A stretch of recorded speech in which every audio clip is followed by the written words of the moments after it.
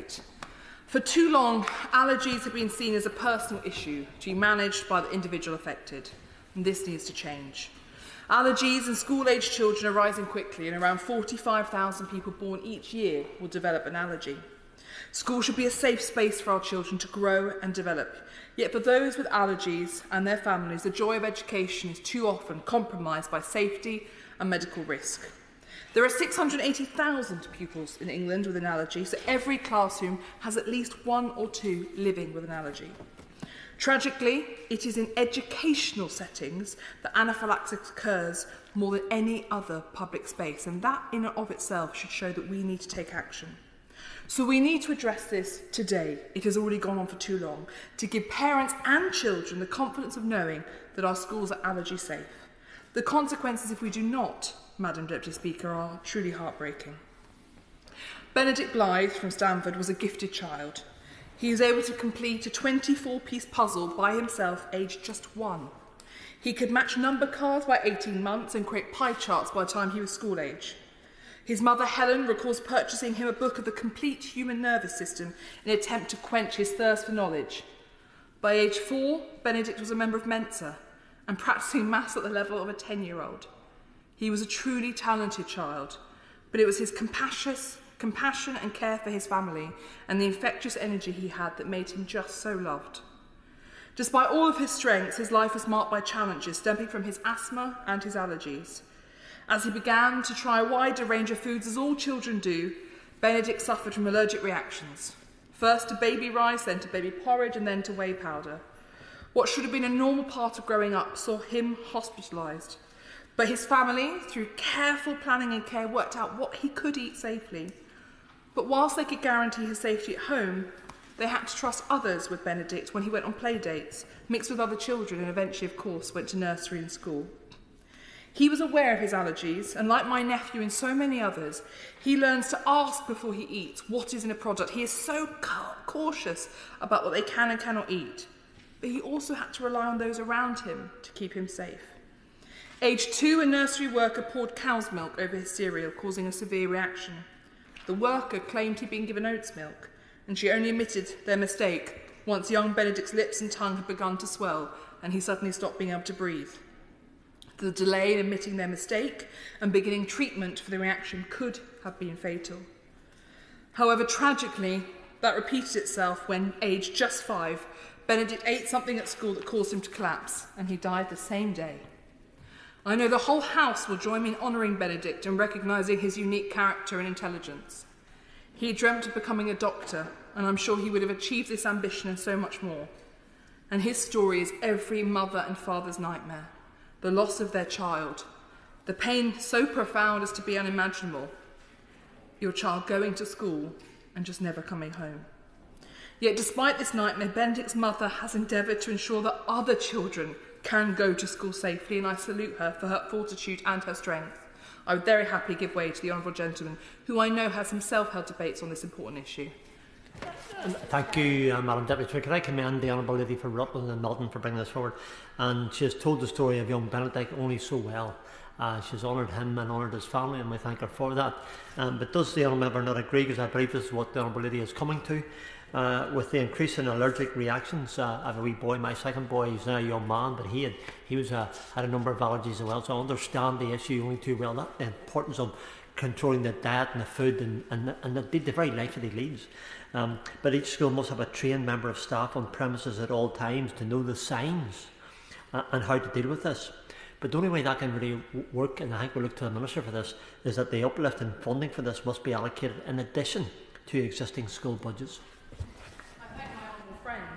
For that intervention. He is absolutely right. And the challenge with this is that because the guidance is currently not mandatory, schools have completely different responses. At my nephew's school, for example, every child with severe allergy, their picture is on the school teacher's board, so that every day as the teachers go in, they know which children to be more alert to, and they know in an emergency exactly what to do because there is a commentary under each child.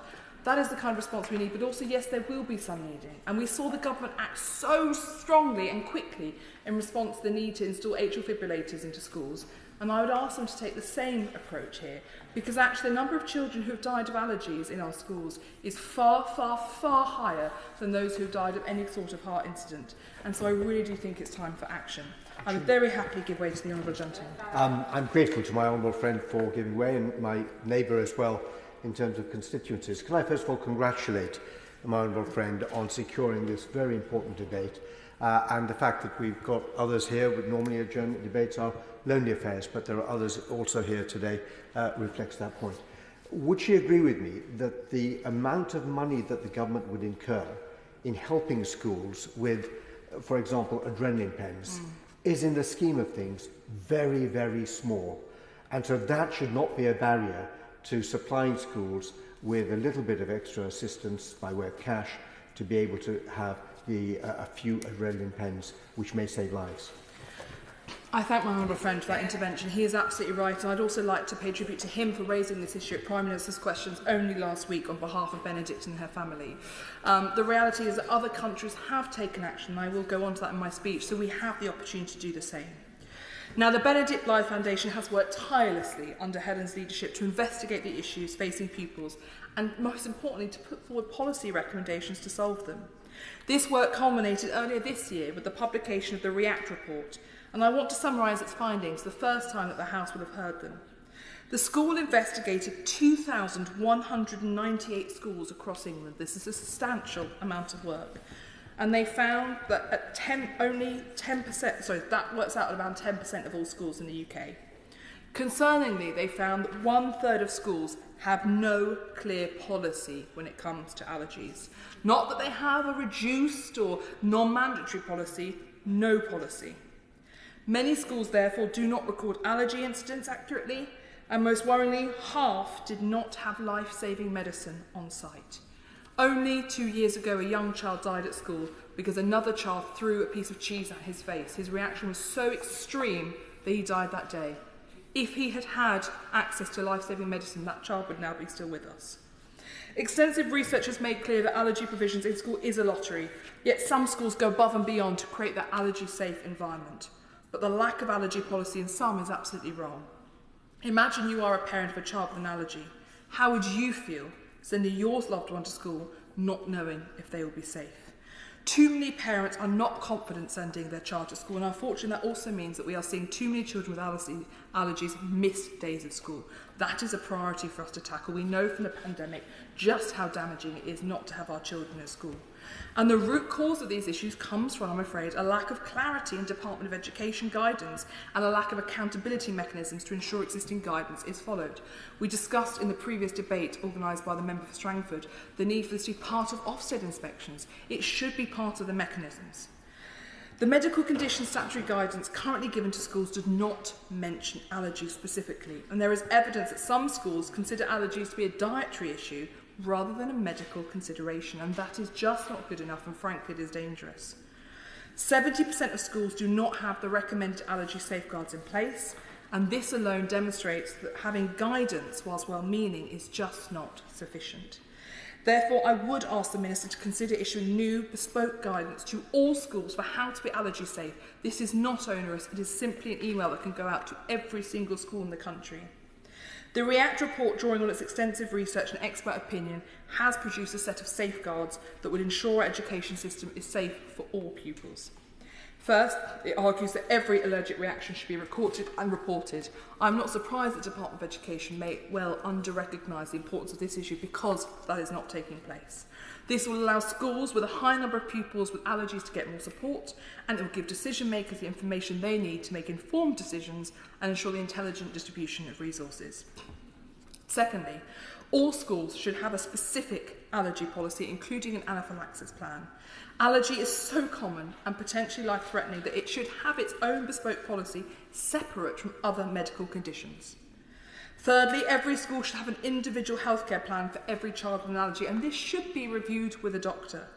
Seemingly mild allergies can quickly morph into severe reactions, and attempts at distinguishing between children on the basis of allergy severity are misled and potentially damaging. Just because a child is assessed to have a low allergy risk does not mean that on one day they may not have a severe reaction. Mandating individual healthcare plans for every child with an allergy would create this safe environment. Fourthly, funding should be given for every school to hold adrenaline auto-injector training for staff to administer them and how to administer them in a case of an emergency. Each school should also keep a spare inhaler and antihistamine as part of a bespoke allergy first aid kit within schools. Fifthly, all school staff should receive basic training on allergy awareness, management and emergency response. I think this is also about duty of care to staff themselves. If I was operating in that environment, I would not want to be doing so as a teacher if I did not know how to respond should a child in my care have a severe allergic reaction. I think it is vital that we give teachers the tools they need and that we ensure that best practice is learnt from schools who have comprehensive allergy plans. Finally, accountability mechanisms should be established to monitor and support schools as they implement these allergy plans. As we've seen, there is already a gulf between what the government recommends on allergies and sadly what schools are actually implementing. As we introduce better and clearer guidance, we must ensure it's followed across the country. Now, adopting these policies will ensure that children with an allergy can go to school as safe in the knowledge as possible that they will be not exposed to danger. There is no way to eradicate all risks when it comes to allergy, but we can make schools as allergy safe as possible, because every parent needs to know that their child's condition is not being ignored, dismissed, misunderstood or played down, and teachers also deserve that surety. Our international partners have shown this is achievable, to the point from my honourable neighbour from North West Cambridgeshire. Sabrina's law requires Canadian schools to provide allergy and adrenaline auto-injector training for all teachers and staff. Minnesotan law mandates that all allergic students have access to emergency medicine and an individual healthcare plan. The Alison Rose Sui Act in Ohio incentivises schools to train both staff and students on allergy awareness. And Elijah's law ensures that daycare employees in New York are trained to recognise anaphylaxis and administer adrenaline. Finally, Amaria's law requires Virginia public schools to stock AAI auto-injectors. So there is no reason why children in the UK should face greater risks at school than their peers abroad. And these allergy provisions have become common practice across US, Australia and Canada for decades, and we now need to adopt them here. The policies set out by the Benedict Blythe Foundation in the REACT report show how we can not just match international standards but surpass them and make the UK the safest place for pupils with allergies to attend school in the world, because this is a condition on the rise. More and more children have allergies and we need to take action.